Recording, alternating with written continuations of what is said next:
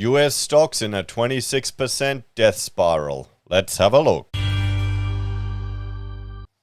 Hello everyone, Florian here, and welcome to another episode of HeiseSays. Grab your stein of coffee and let's have a look at this article because it's about a warning from Morgan Stanley about US stocks in a potential death spiral or death zone, they're saying here, and they could sink 26%.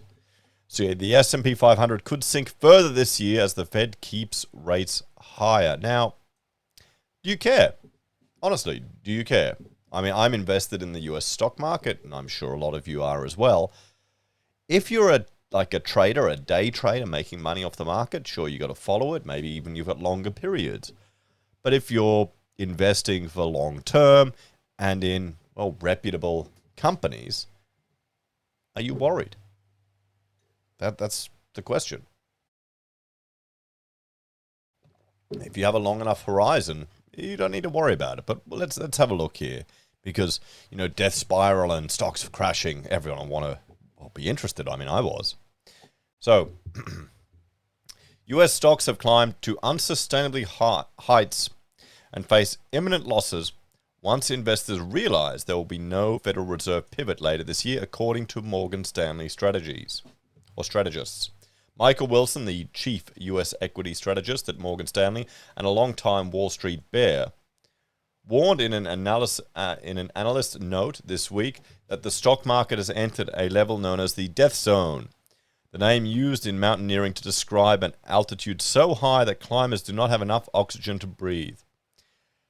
I mean, the warning sign here is that he's a long-time bear. I mean, has he built a career on that? There's an audience for negative news. And you've got to weigh it up, guys. You've got to sensibly weigh it up. But people, well, they allow themselves to be swayed by this type of stuff. Many fatalities in high-altitude mountaineering have been caused by the death zone, either directly through loss of vital functions or indirectly by wrong decisions made under stress or physical weakness that lead to accidents, Wilson wrote. What the hell does that have to do with the stock market? Absolutely nothing. This is a perfect analogy, really, for where equity investors find themselves today, and quite frankly, where they've been multiple times over the past decade. Yeah, but if you look at the returns in a long enough time frame in the stock market and add in dividends,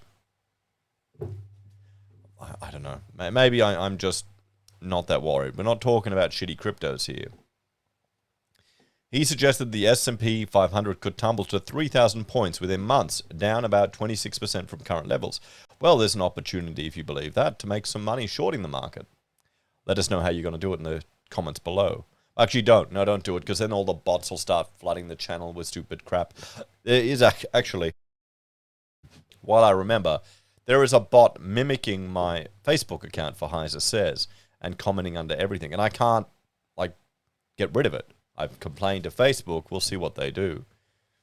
I'm not going to show you a bullshit Bitcoin account. So, I'm certain all of you would understand that that's rubbish, but some might not. It has come to head back to base camp for the next guide down in earnings, Wilson wrote. The gloomy forecast comes after a brutal year for the stock market, its worst since the 2008 financial crisis.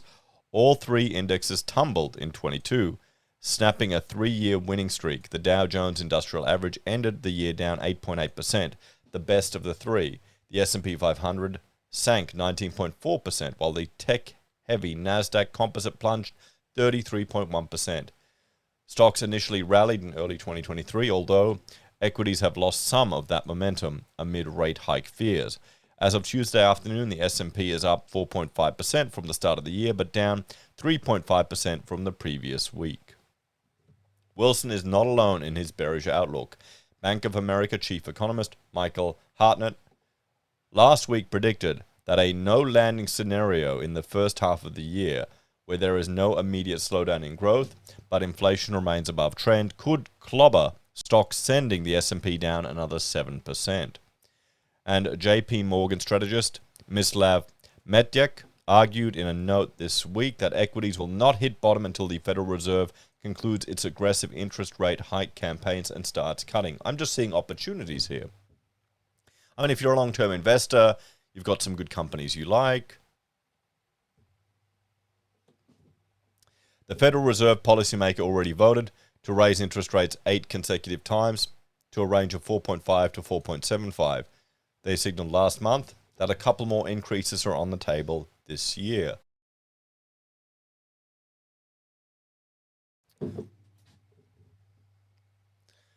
But a slew of hotter-than-expected economic data reports, including the blowout January jobs report and a disappointing inflation report that pointed to a pervasiveness of high consumer prices, has raised the specter of a higher peak rate. So we'll have to see, guys. I mean, so there we go. Let's jump over to trading economics. Let's have a look.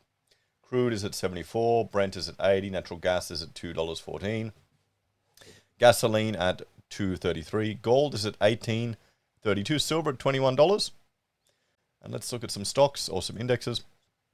So the US 30 is at 33,000, US 500 is at 4,008, US index is at 12,174. So let's just look, jump on this one and have a look. We zoom out, we can see how we're looking. So yeah, I mean, there you go, guys. We've got a bit of room to move, but look at that run up. Look at that run up. It's just been going crazy. So, I mean, what's your time frame? That's the thing. What's your time frame? How long are you investing these things? If you're a long-term holder, you shouldn't really be worried. If you're a trader, you should be all on top of it, on top of the news. If you're trading the news, I mean, that's a whole other kettle of fish as well. Let's have a look at crypto. Bitcoin's at 24,000. It's got back up there again. Ether is at 1,600. Binance 313. What about Tether? Why don't they have it there? I wonder why. Let's have a look. What about stocks? JP Morgan is 138. What about Tesla? Let's have a look at Tesla. Oh boy, $200. So there you go, guys. I mean, didn't they have a massive recall of self-driving vehicles? Why is that not crashed, guys? Why have they accounted for that? Has the market priced in a massive recall of all of their self-driving cars? I don't get it. I don't get it. Okay, stocks. What about some of mine? How's Microsoft doing? Oh yeah, $251. I mean, there you go. Not too bad. What else? What else? Caterpillar. That's one to follow. There we go. I mean, there you go, guys. Still pretty high. Pretty high. So anyway, let's have a talk about all of this. As I've said, the doom and gloom and negative news gets the most attention. It always does. It's an evolutionary response to people. But we have to, well, take that into account with the strategies and decisions we make. I'm investing for the long term, next 20 to 30 years, so I'm not worried. I'd love to be able to pass my shares down to my kids and just generate a pool of passive income from it. So, does it matter? To me, no. To you, maybe. You've got to make those decisions and understand what your strategy and plan is. Just don't let the media sway you. As always, thanks for watching, guys. Check out HeiseBim and Heise Does. And if you're a fan and want to support us, you can on YouTube or Patreon. Use our referral links, buy our pocket squares, or call us if you need an architect. Take care, everyone. Have a great day. I'll see you in the next episode of HeiseSays. Bye for now.